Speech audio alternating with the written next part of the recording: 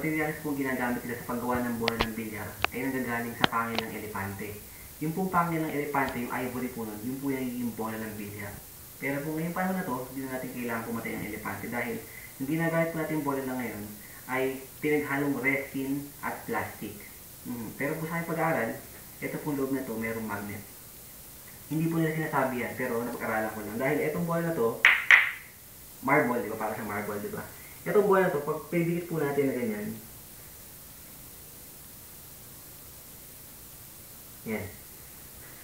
Di ba? Kaya natin painitin.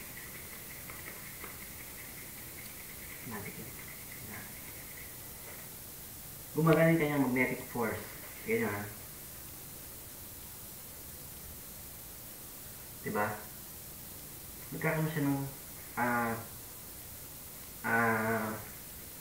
magnet. Yan. Diba? Marble magnet.